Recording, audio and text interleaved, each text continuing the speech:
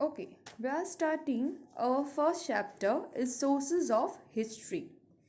Sources of history, उसका मतलब क्या होता है कि कौन कौन से सोर्सेज है जिससे हमें हिस्ट्री पता चल सकती है, हम हिस्ट्री है वो किस तरीके से पढ़ते हैं उसके बारे में है।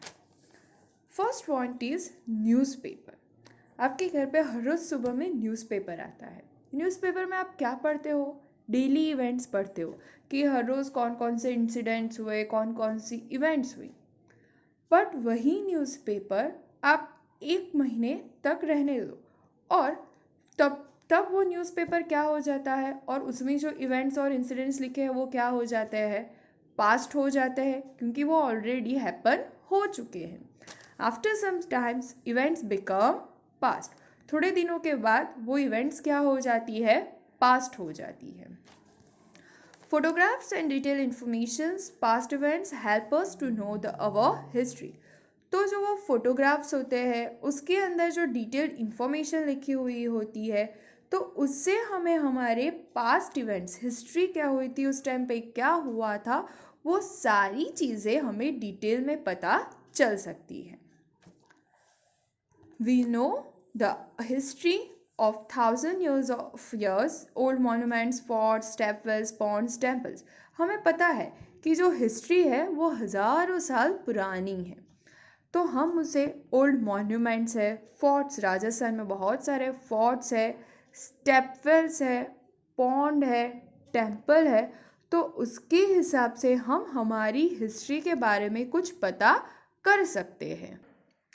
फिर है दिसंबर 2000, 20th सेंचुरी एंड, जब 20th सेंचुरी ख़त्म होने आई थी, almost all newspaper had published various articles with the photographs on the incidents and the events of the 20th century is called Millennium Gallery. तो मिलेनियम गैलरी किसे कहा जाता है? जब दिसंबर 2000 में जो 20th सेंचुरी थी वो ख़त्म होने आई थी, तब सारे ऑलमोस्ट सारी न्यूज़पेपर में जो भी इंसिडेंट्स और जो भी इवेंट्स 20th सेंचुरी में हुई थी उसके बारे में डिटेल में विथ फोटोग्राफ्स के साथ दिया गया था, और उसे कहा जाता है मिलेनियम गैलरी। फिर से एक बार एक्सप्लेन करती हूँ, मिलेनियम गैलरी किसे कहा जाता है? दिसंबर 2000 में जब 20th सेंचुरी ख़त्म होने आई थी, तब सारी न्यूज़पेपर ने जो आर्टिकल्स थे वो पब्लिश किए थे with the photographs and detailed information about the 20th century. 20th centuries में जो भी इवेंट्स हुई और जो भी इंसिडेंट्स हुए उन सभी के बारे में डिटेल में लिख के उन्होंने पब्लिश किया था, और उसे कहा जाता है मिलेनियम गैलरी। फिर है सोर्सेज ऑफ हिस्ट्री, यानी कि कौन कौन से ऐसे सोर्सेज हैं कि जिससे हमें हिस्ट्री हमारी पता चलती है।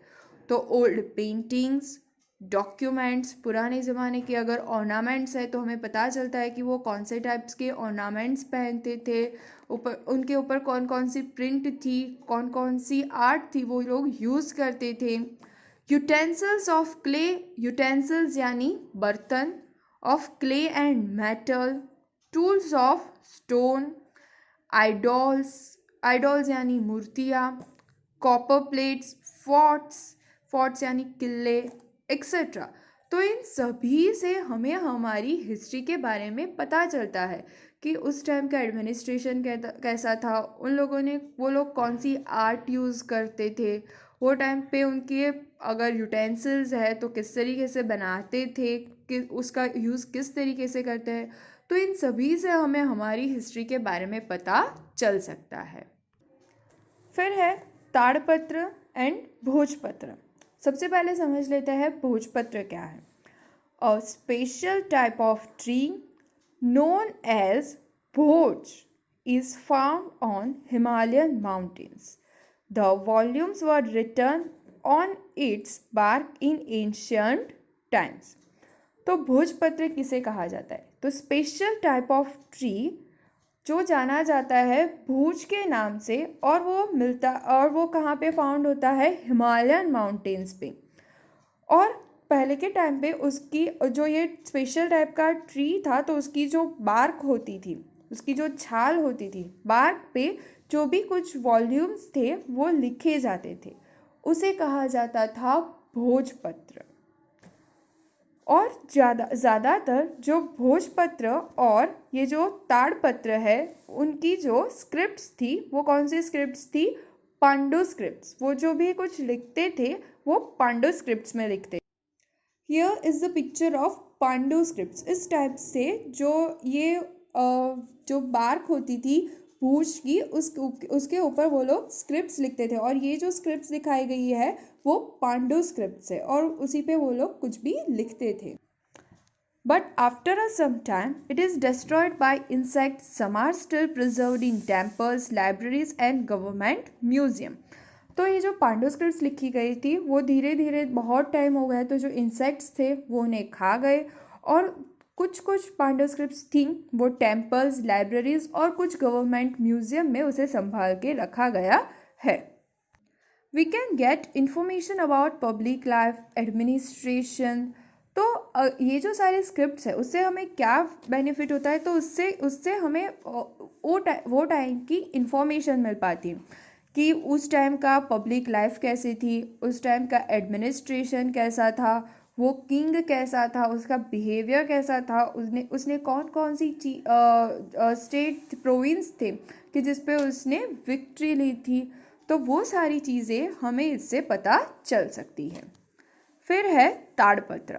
एंशियंट टाइम द वॉल्यूम्स और active articles were written on the bark of palm tree. तो पुराने ज़माने में जो भी वॉल्यूम्स और जो आर्टिकल्स थे वो किस पे लिखे जाते थे? पाम ट्री पे। उसे कहा जाता था ताड़पत्र। और ताड़पत्र की भी जो स्क्रिप्ट्स थी वो पांडु स्क्रिप्ट्स में लिखा जाता था।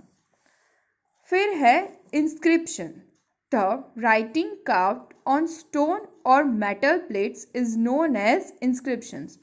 जो राइटिंग स्टोन और मेटल प्लेट पे लिखी जाती थी उसे कहा जाता था इंस्क्रिप्शंस।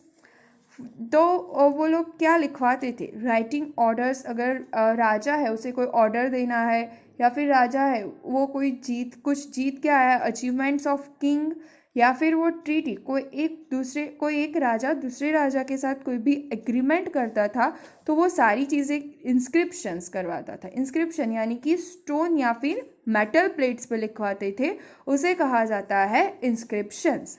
तो आज हमने पढ़ा सबसे पहले कि हिस्ट्री का इम्पोर्टेंस क्या है।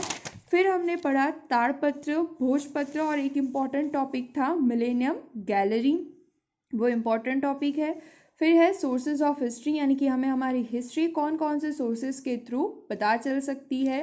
फिर हमने पढ़ा भोजपत्र एंड ऑल्सो ताड़पत्र एंड इंस्क्रिप्शंस।